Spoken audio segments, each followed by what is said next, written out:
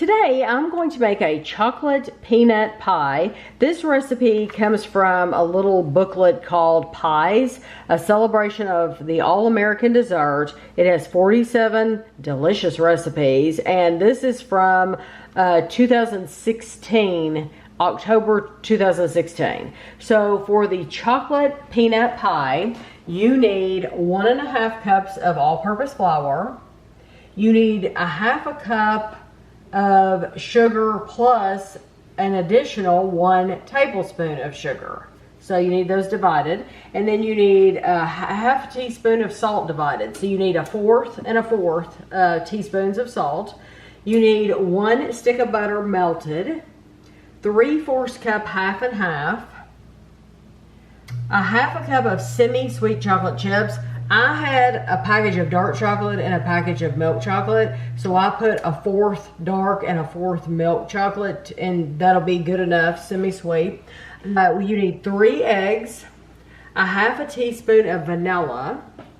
You need 1/2 cup of caramel topping, which we're using the Smuckers. And then you need 3/4 cup of honey roasted peanuts. And we just bought great value Walmart brand honey roasted peanuts.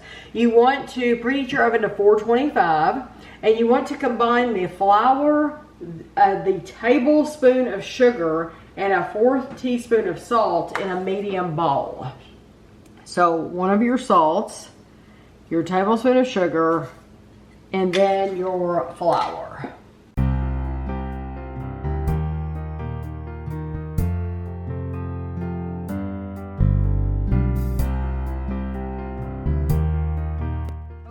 Now we want to gradually add the butter, stirring until a dough forms.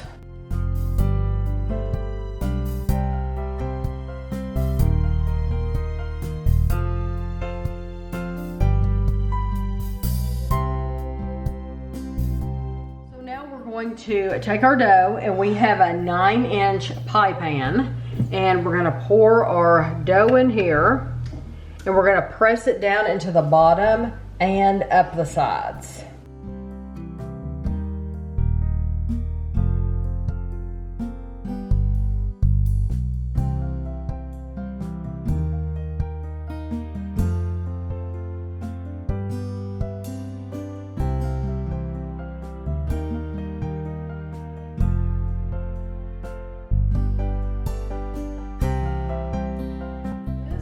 We're going to put this on a cookie sheet, and we're going to bake it at 425 for 5 minutes.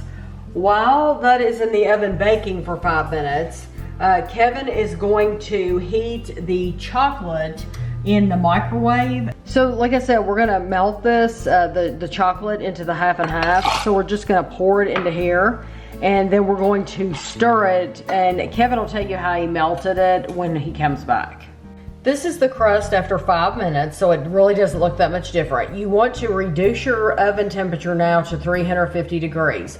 This is the chocolate that has melted. And how did you melt it, Kevin? I did 45 seconds, and then I just did 15-second increments after that in the microwave, just stirring between each one, and it finally melted. It'd take it a little bit longer, so if you want to do it on the stovetop, you're probably going to go quicker. Yeah, if you want to use like a saucepan. Yeah. Okay, so now you want to add your sugar and your other 1/4 teaspoon of salt, and we're going to mix these together. And then once these are combined, we're going to add our eggs in one at a time.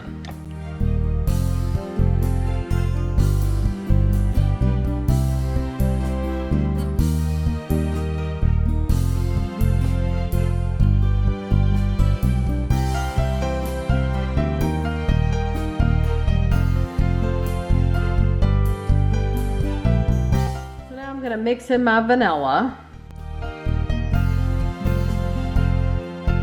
Spread your caramel over your crust.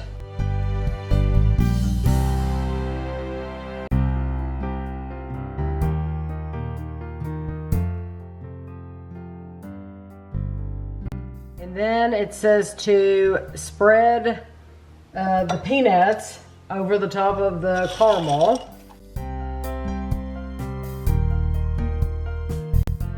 to pour your chocolate mixture over the top of the peanuts. And it says the peanuts will float to the top.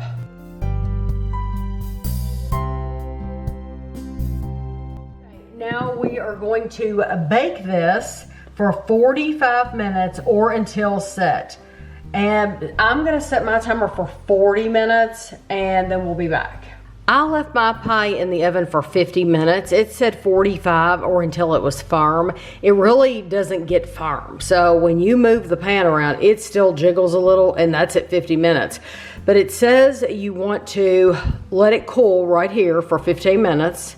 And then you want to put it in the refrigerator and refrigerate it either overnight or at least 4 hours. This has been in the refrigerator for a little over 4 hours, and it does not say anything about like let it sit out to get to room temperature or anything like that. It does say that you're supposed to get 8 servings. Looks nice. It looks like it's set up well.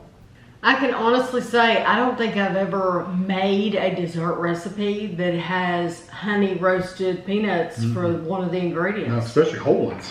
Yeah, you didn't do anything with them. just So peanuts. this is very different. After Tammy cut it, she got another piece out, and the caramel's like running out the sides, so you can really see the caramel there. Yes. The first piece I showed on video wasn't running out like that, but the second one did.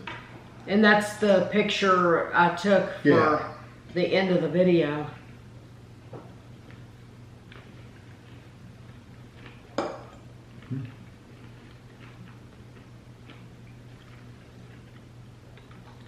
You really get those peanuts. Yeah, you do.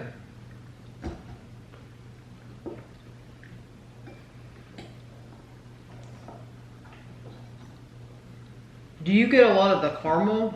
Mm-mm.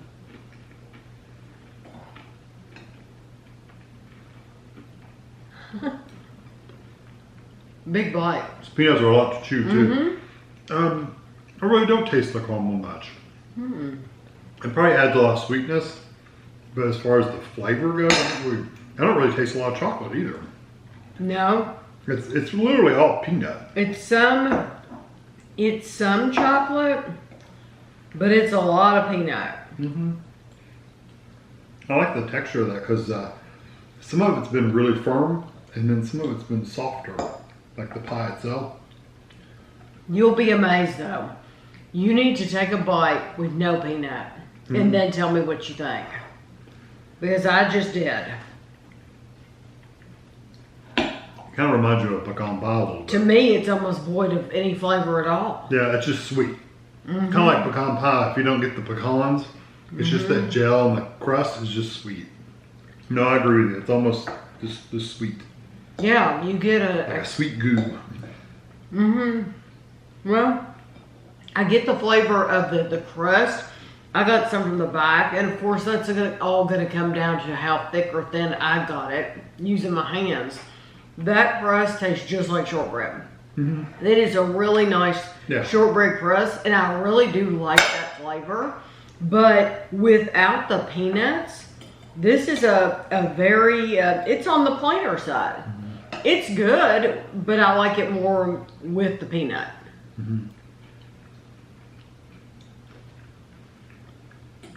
I got a bite of just the crust.